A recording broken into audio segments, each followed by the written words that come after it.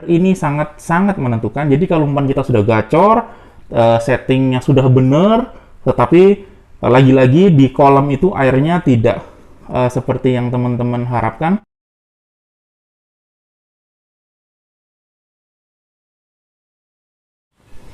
Halo, assalamualaikum sobat daily mancing, sobat angler se-Indonesia dimanapun Anda berada. Kali ini kita akan bahas video tentang teman-teman nih yang banyak komen di YouTube saya atau saya lihat di YouTube mancing lain. Gimana sih? Kok saya masih belum berhasil ya? Padahal saya sudah mencoba umpan yang dibuat oleh YouTuber tersebut. Nah, yuk kita lihat ulasannya menurut saya, kenapa teman-teman masih belum berhasil dalam mengaplikasikan umpan tersebut di teman-teman sekalian. Oke, sebelumnya kita intro dulu.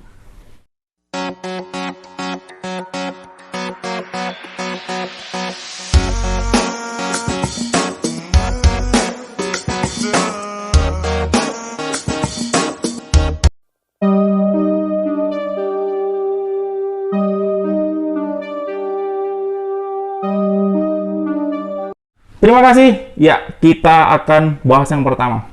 Pertanyaan pertama adalah kenapa banyak umpan yang ada di tutorial YouTube ketika saya aplikasikan itu belum berhasil atau bahkan tidak gacor seperti yang ada di video YouTube tersebut.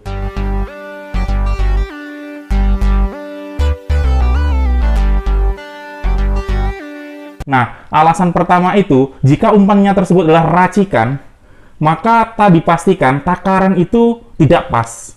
Seandainya dia menggunakan cara pengolahan, dikukus, digoreng, direbus, atau di steam, atau difermentasi, kemungkinan tidak tepat waktunya dan suhunya. Jadi kalau saran saya, teman-teman kalau misalnya melihat umpan racikan, tanyakan benar-benar takarannya berapa. Cara mengolahnya gimana, dikukus, direbus, difermentasi bagaimana, pokoknya ditanyakan ke YouTuber tersebut sejelas-jelasnya. Insya Allah YouTuber tersebut akan menjawab, karena ini demi eksistensi dari channel mereka. Jika itu umpan bukan racikan, misalnya umpan lele, umpan bawal yang berupa umpan hidup, nah pastikan cara masang umpannya. Ya, pastikan cara masang umpannya, karena berbeda cara memasang umpannya, maka hasilnya pun akan berbeda. Nah, itulah kenapa umpan yang tidak pas ketika dicoba oleh teman-teman ketika melihat YouTube berdasarkan racikan atau umpannya.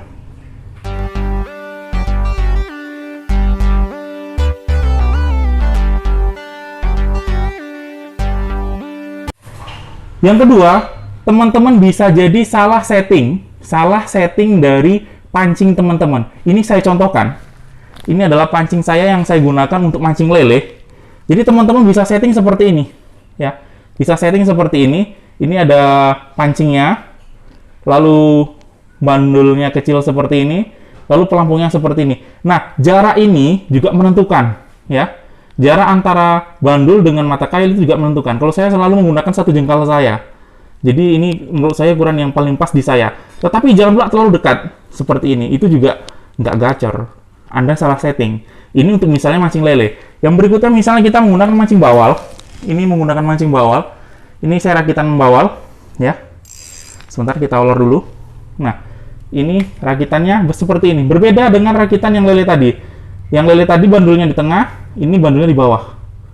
Lalu pancing. Ini ada di video saya ya. Silakan buat tutorialnya ada di video saya. Silakan dilihat. Lalu seperti ini.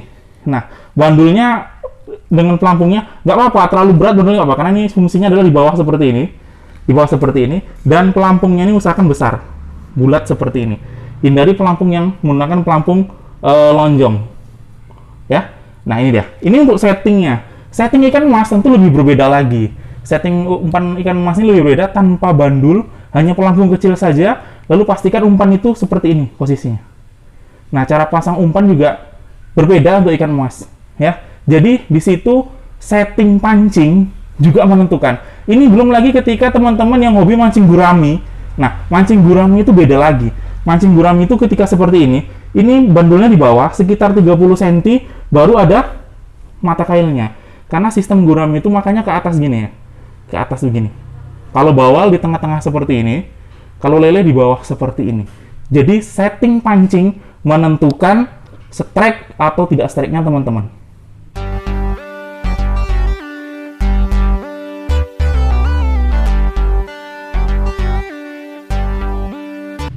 Yang ketiga, kondisi air.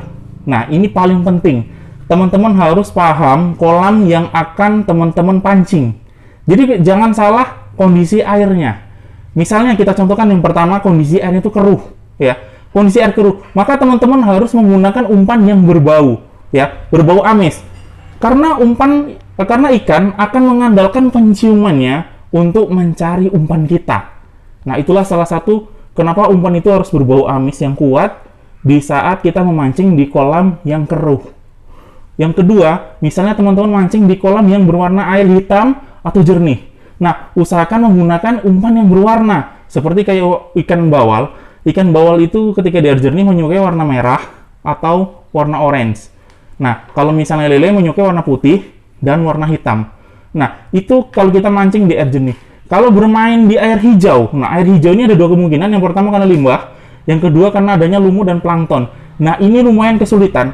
Jadi kita harus menggunakan umpan yang gacor, perpaduan dari gurih dan amis. Contohnya saja kalau kita mancing lele, itu di air yang hijau itu kita menggunakan belut yang diolah dengan cara dikukus. Nah, kalau dibakar dia menghilangkan bau. Jadi kalau dikukus itu bau belutnya itu lebih peng gitu. Nah, kalau misalnya kita mau mancing bawal, usahakan menggunakan yang berbau-bauan. Misalnya udang yang dibakar, ulat pisang yang dibakar, jangkrik yang dibakar, atau ulat Jerman yang sedikit diberi bakaran. Nah, itu juga mengeluarkan aroma.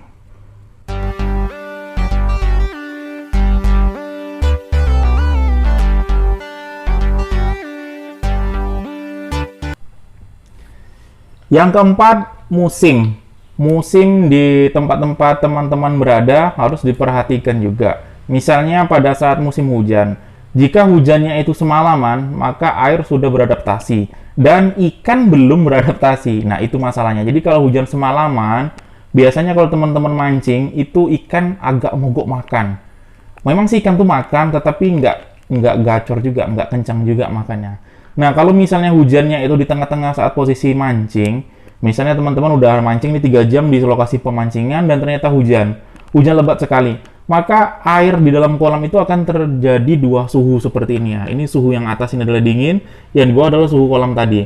Nah, jadi suhu ini belum bercampur, jadi teman-teman bisa mancing itu menggunakan teknik yang lebih dasar. Jadi umpan itu berada di sekitar suhu awal tadi. Nah, kalau misalnya diterapungkan atau digantungkan itu biasanya kurang makan ya, karena ini masih dingin di sini, jadi ikan belum beradaptasi dengan kondisi dingin tersebut. Nah, kalau kondisinya itu kondisi musim kemarau, ya sah-sah saja, fine-fine saja. Biasanya ikan tetap makan, asal umpannya benar, tekniknya benar, dan cara masang umpannya juga benar.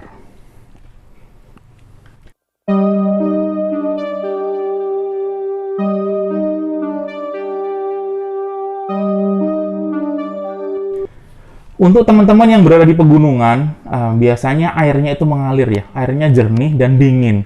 Nah, ini biasanya kalau air jernih seperti ini menggunakan umpan yang berwarna dan yang berbau harum. Biasanya sudah cukup menarik untuk ikan-ikan yang ada di kolam tersebut untuk menyantap umpan dari teman-teman tersebut.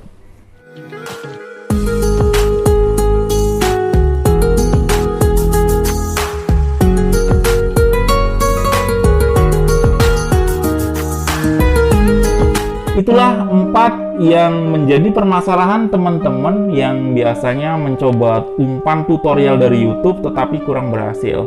Yang pertama tadi adalah tentang racikannya. Pastikan racikannya tepat, takarannya tepat, cara pengolahannya tepat. Yang kedua, teknik yang digunakan atau setting pancing yang teman-teman gunakan. Sesuaikan tekniknya untuk target yang teman-teman akan kejar. Misalnya untuk lele main dasar atau gantung, kalau untuk bawal positif udah gantung saja, kalau gurame terapung, kalau ikan mas dasar. Yang ketiga, kondisi air. Nah, kondisi air ini sangat menentukan. Jadi kalau umpan kita sudah gacor, settingnya sudah benar, tetapi lagi-lagi di kolam itu airnya tidak seperti yang teman-teman harapkan, sudah saya jelaskan di video awal tadi, silahkan diulang lagi.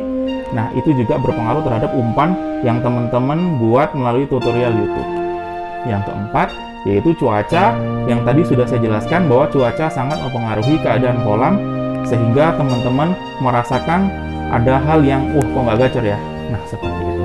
Oke, itu yang dapat saya sampaikan. Semoga bisa memberi manfaat buat teman-teman. Bagi teman-teman yang belum subscribe, saya tunggu subscribe-nya. Yang sudah subscribe, saya ucapkan terima kasih. Wassalamualaikum warahmatullahi wabarakatuh.